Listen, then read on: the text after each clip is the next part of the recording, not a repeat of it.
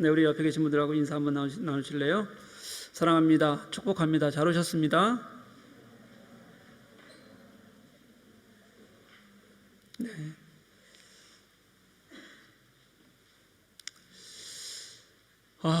제가 오늘 말씀 준비하면서 되게 부끄러웠어요. 요즘 도대체 목사가 어디 고개 들고 다니면서 내가 목사라고 얘기할 수 있을 만한 그런 상황이 아닐 만큼 부끄러운 일들이 너무 많습니다. 여러분들도 좀 보셔요. 부끄러운 일들. 네. 목사가 그러니 교회도 그렇고요. 성도도 당연히, 교인들도 당연히 그래요. 오늘 말씀을 보면 사실은 굉장히 높은 수준의 말씀이거든요. 오늘 본문에 보면서 지금 현상만 보자면 이 베드로의 가르침이 우리에게 무슨 의미가 있는 거지? 라는 회의가 느껴지기도 합니다. 하나님이 우리를 보셨을 때 그랬을 것 같아요.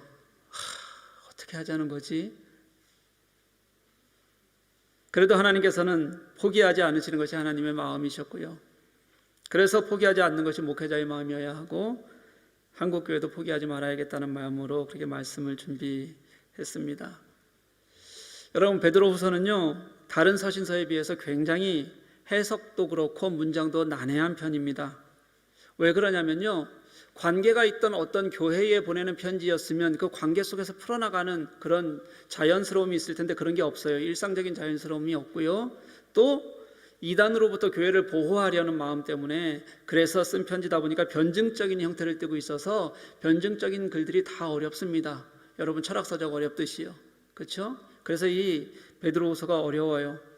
오늘 본문도 마찬가지입니다. 오늘 문장만 읽어보면 도대체 이것을 어디를 어떻게 끊어서 읽어야 하는지 또 그 의미가 무엇인지를 알기가 굉장히 어렵습니다. 이렇게 어려운 문장을 잘 설명해서 이해를 시키는 게 목사의 실력인데 잘 될까 모르겠습니다. 워낙 어려워서요.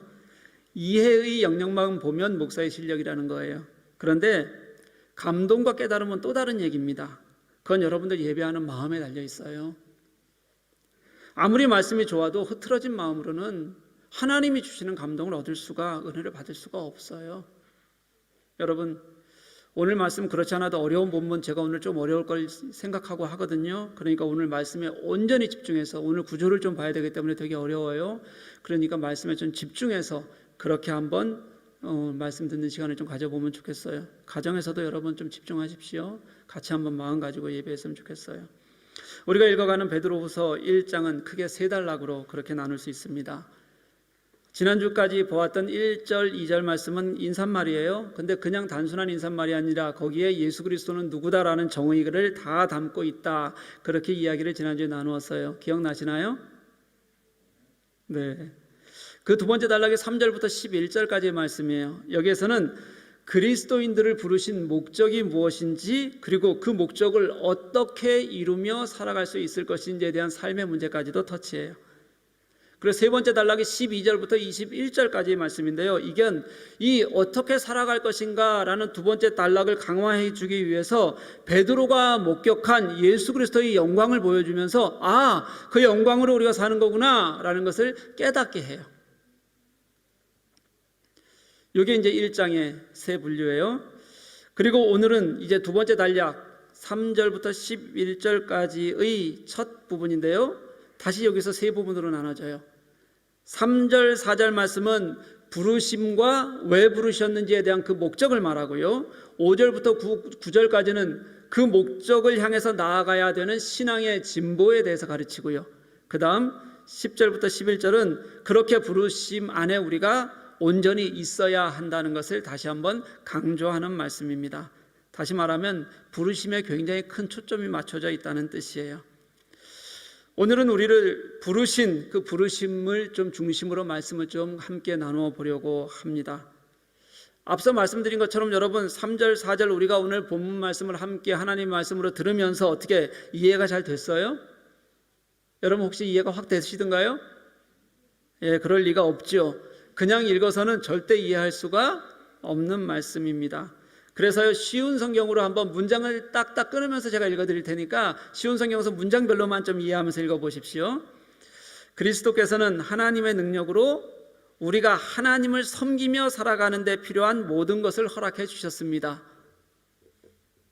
이 모든 것은 우리가 그분을 알 때에 받게 되는 것입니다. 그분은 자신의 영광과 선함으로 우리를 불러주셨습니다. 그 영광과 선함을 통해 약속하신 크고 놀라운 선물을 우리에게 주셨으며 이 약속을 통해 하나님을 닮은 모습으로 함께 교제하게 하셨습니다. 그러므로 세상의 어떤 정욕도 여러분을 멸망시킬 수 없습니다. 아멘. 이렇게 한 문장씩 끊어 읽으니까 좀 이해가 되세요? 쉬운 성경으로? 네, 한 문장씩은 이해가 되지만 또 몰아놓으면 또 금방 잊어버려요. 네. 그래서 이 문장이 한 문장씩 끊어놓으면 이해가 되는데 그래도 쉽지는 않으니까 우리 개역성경, 우리 강단에서 쓰는 개역성경을 다시 한번 띄워놓으면서 말씀을 좀 들었으면 좋겠어요. 이 3절, 4절 말씀을 보면요, 여러분, 주셨다는 표현이 2번이 나와요. 3절에는 그의 신기한 능력으로 생명과 경건에 속한 모든 것을 주셨으니 이렇게 얘기해요.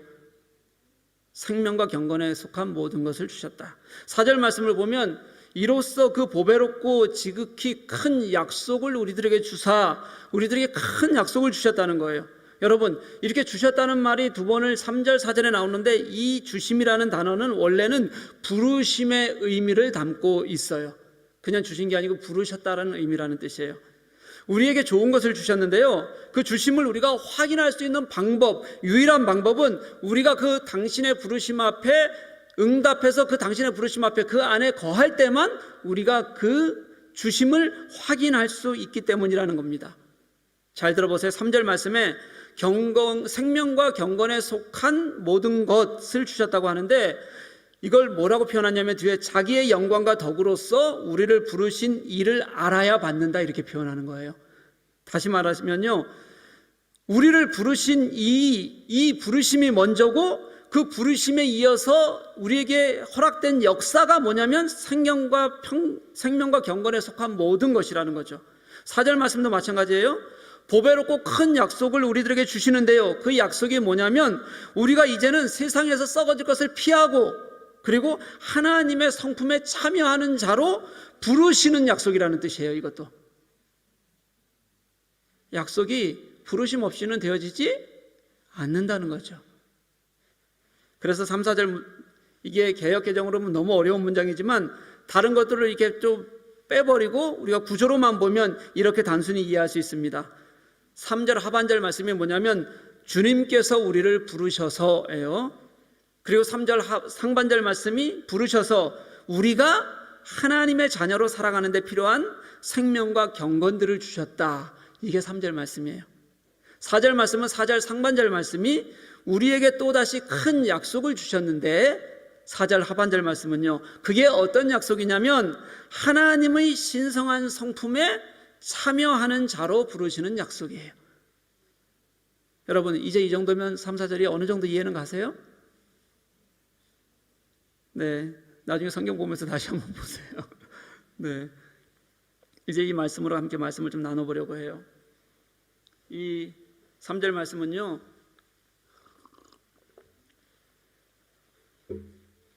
그리스도인으로서 그 존재로서의 부르심이에요. 그리고 4절 말씀은요, 그리스도인의 삶으로의 부르심이에요. 여러분, 주님이 우리를 부르시잖아요. 이 부르시는 데는 분명한 목적이 있어요. 그냥 불러놓고 잘 왔다, 그래 와서 너무 좋아, 이게 끝이 사실은 아니에요. 그 후 우리들에게 그 부르심의 목적에 맞는 무언가를 주님께서는 원하시는 것이 분명히 있으세요. 그런데 우리가 그걸 다 잊고 사는 거예요. 부르심 자체는 좋은데 부르심 이후에 예수 그리스도께서 어떤 마음을 가지고 계시는지에 대해서는 관심이 없이 사는 게 우리들의 모습이라는 거죠. 그래서는 안 되는데 말이죠. 안 되는데요. 사랑하는 여러분, 누군가가 권리는 다 누려요. 빼먹을 수 있는 건 다 빼먹어요. 그러면서 의무를 소홀히 하면 여러분, 그 누군가를 어떻게 생각하실까요? 어떻게 생각할 것 같아요? 권리는 다 속속들이 찾아 누리려고 하면서 의무는 하나도 다 하지 않으면 어떻게 생각할 것 같아요? 얄미워요 그냥? 조금 더 하지 않겠어요? 뒤에서는 그죠? 재벌 2, 3세들 한번 생각해 보실래요? 아버지가 읽어놓은 모든 것들을 누리며 살잖아요. 그러면서 그 기업을 통해서 어떻게 사회에 봉사할 것인가에 대한 관심은 없고 마약하고 그리고 사람 때리고 문제만 일으켜요. 여러분 그들을 보면 어떤 생각이 드세요? 가만히 보면 여러분 우리의 신앙에도 이런 모습들이 좀 있는 것 같아요. 베드로가 말하는 부르심의 의미를 좀만 깊게 한번 볼게요. 생명과 경건에 관한 모든 것으로 우리들을 부르셨다. 그럼 여러분 그 생명과 경건에 관한 모든 것이 내 것이 되는 게 맞는 거 아니에요? 내 것으로 찾아가려고 하는 게 맞는 거잖아요. 그 부르심에 맞게 하나님의 소망을 찾아가는 게 맞는 거잖아요. 그게 우리들에게 주어진 약속인 뭐냐면 하나님의 신성한 성품에 참여하는 거예요. 여러분 부르심은 이미 일어난 일이니까 내가 깨닫고 감격하고 반응해야 하는 일이고요. 약속을 하셨는데 그 약속도 내일 내가 그것을 얻기 위해서 무엇인가 또 주님 앞에서 삶의 결단으로 응답하라고 그 약속도 주시는 거예요. 그게 오늘 본문의 가르침이에요, 여러분. 그런데 우리는 그 가르침에서 부르신 자체에만 남아있고 부르신 의미와 또 우리를 삶으로 부르시는 그 주님의 음성에는 조금 더 귀 기울이지 않고 사는 사람들이 너무 많다는 거예요. 말씀의 구체적 내용에 대해서는 제가 다음 주에 3, 4절 갖고 한 번 더 할 거예요. 오늘은 구조가 더 집중돼야 돼서 오늘은 충분히 우리가 하나님이 부르신 이 부르심에 응답하면서 살 수 있는 사람들이라는 것을 조금만 더 깊이 좀 보고 싶어요. 생명과 경건에 관한 모든 것을 부르셨다. 이 말씀 아까 우리가 쉬운 성경을 읽었는데요. 그 성경에 뭐라고 쓰여 있었냐면 우리가 하나님을 섬기는 데 필요한 모든 것을 주셨습니다. 이렇게 표현했어요. 우리가 하나님을 기쁘게 섬기는 데 필요한 모든 것을 주셨습니다. 이 뜻이에요. 여러분 하나님이 기뻐하실 만한 모든 것이 우리들에게 이미 충분하게 어떻게 됐다고요? 주어졌다고요. 그런데 우리는 아직도 여전히 다 얻었다, 충분하다는 생각보다는 그래 나를 부르셨지라는 부르심을 이례적 사건으로 생각하는 경우들이 너무 많아요. 성경은 그게 아니라 우리들에게 말씀하실 때 늘 부르심 그 자체가 하나님을 기쁘시게 하는 삶에 이미 어울리는 능력을 주신 거다. 그 능력으로 살 수 있게 함께 하시는 거다라고 그렇게 말씀하시는데 우리는 그렇지 않다는 거죠. 그래서 우리는 잘 보세요. 예수를 믿는 사람들이라고 그냥 부르지 않고 우리를 뭐라고 부르냐면 그리스도인이라고 그래서 부르는 거예요. 여러분 차이가 워낙 달라요. 그리스도인은 그리스도를 따라 사는 사람들이라는 의미를 갖고 있거든요. 나는 이미 그리스도인이니까 우리는 하나님의 성품에 참여하는 내일의 약속을 위해서 오늘 이 땅의 소망을 살아갈 수 있는 거고요. 나는 그리스도인이니까 우리의 부르심이라는 건요 그냥 부르셨다라는 그냥 불러주셨다는 파시브가 아니라요 우리가 그 부르심에 응답한다는 액티브의 삶을 살 수밖에 없도록 이미 우리는 그렇게 존재 지어져 있다는 뜻입니다. 그런데 우리는 늘 주님이 하신 일만 내게 있어요. 또 주님이 내게 무엇을 하실지만 기대해요. 내가 주님께 반응하는 것이 아니라 여전히 주님이 나를 위해 무엇인가 하셔야 되는 것으로 늘 생각하고 정말 내가 주님께 그럼 나는 무엇을 하고 있는가에는 나 예수 믿잖아요. 내가 주님 생각하잖아요. 거기에 머물러 있으면서 그것 때문에 주님이 내게 무언가 해주기를 계속해서 요구만 하고 살아가요. 여러분 우리를 부르신 이유 모르는 거예요. 그거는요 아무것도 안 하다가 내가 하나님께 구하는 게 다시는 다 세상적인 것을 구하다가 세상을 좋아하다가 그냥 나는 천국 간다. 이거 여러분 주님을 잘 모르는 거고요. 주님이 우리를 부르신 이유를 잘 모르는 거예요. 사랑하는 여러분, 예수님께서 이 땅에 사신 삶이 있잖아요. 예수님께서 십자가 사건 하나만을 위해서 이 땅에 오신 거 아니었어요. 오셔서 십자가만 딱 지고 죽으신 거 아니었어요. 당신의 3년간의 공생애가 있어요. 우리에게 보라고 하시는 거고요, 느끼라고 하시는 거고요, 따라 살라고 보여주신 가르침이셨어요. 예배하셨고 기도하셨고 약한 자를 찾아다니셨어요. 가르치시고 천국 복음을 전하시고 고치셨어요. 당신의 사명을 한 번도 잊지 않으시고 오로지 그 사명에 매달리면서 살아가신 그 삶이 어떻게 십자가의 액세서리처럼 보일까요? 액세서리 아니에요, 여러분. 십자가가 우리를 구원으로 이끄시는 하나님의 은혜라면 예수님의 삶은 그 부르심에 응답하고 따라 살아야 될 모범으로 우리들에게 보여주신 게 맞아요. 왜? 하나는 중요한데 하나는 중요하지 않다고 우리가 생각하고 살아갈까요?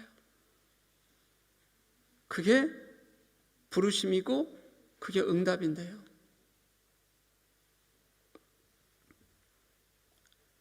여러분, 우리가 응답하려고 하잖아요. 그럼 우리에게 주님께서 응답할 수 있는 힘과 역사를 주세요. 당신을 기쁘게 하는 모든 생명과 경건의 부르심은요, 그의 신기한 능력으로 주어졌다, 이렇게 얘기해요. 이 신기한 능력이라는 게 신적 능력, 이런 뜻이에요. 신기한이 신적이에요. 그리고 또 우리에게 약속하셨던 신성한 성품이라고 말할 때도 이것도 신성한 성품을 신적 성품과 동일한 말이에요. 우리를 부르신 것도 예수 그리스도의 능력이고요, 우리가 가야 할 소망도 예수 그리스도를 따라 사는 예수 그리스도의 완전한 성품을 향해서 가는 거다, 그렇게 말씀해 주시는 거잖아요.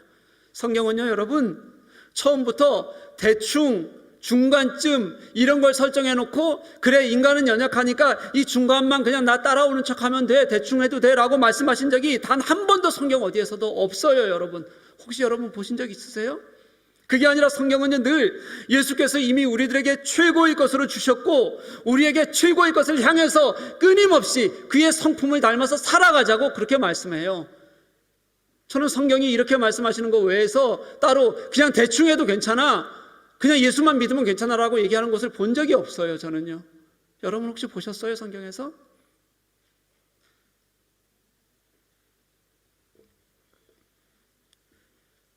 근데 어떻게 우리가 그 최고의 성품을 따라가고 우리 삶에서 살아갈 수 있을까? 여러분, 이 신기한 능력이라고 표현되어 있는 이 신적 능력이요, 이 능력이라는 단어가 듀나미스라는 단어예요. 여기서 나온 단어가 우리 영어로 다이너마이트, 다이나믹, 이런 단어가 다 여기서 나온 단어예요. 뭐예요? 폭발적이고 생명력 있는 그런 능력을 주님께서 우리들에게 어떻게 하셨다고요? 주셨다는 거예요. 그런 능력으로 주셨다는 거예요. 눈에 보이는 힘이 있는 능력이라는 거예요. 그냥 감춰진 능력이 아니라는 말입니다. 여러분, 이거는요, 이 듀나미스는요, 혼자 있는 단어가 아니라 또 그 속에는 영향력이라는 것을 내재적으로 깔고 있는 단어예요. 우리가 그 영향력을 받을 수밖에 없다는 거예요. 주님을 제대로 알고 주님께 가고 주님의 부르심을 알면요, 우리가 그 영향력을 또 줄 수 있다는 말이기도 해요. 예수께서 내게 하신 그 능력의 역사가 우리에게서 보여져야 한다는 거고요, 그 능력으로 우리가 서로에게서 하나님의 성품을 보는 은혜가 발견되는 능력이 우리들에게 이미 주어져 있다는 겁니다. 이게 여러분 우리에게 주님이 하신 일이에요. 우리가 할 수 있다고 오늘도 말씀해서 우리들에게 가르치시는, 우리가 주님을 향해서 설 때 가능하다고 말씀하시는 가르침이에요. 여러분 믿으십니까?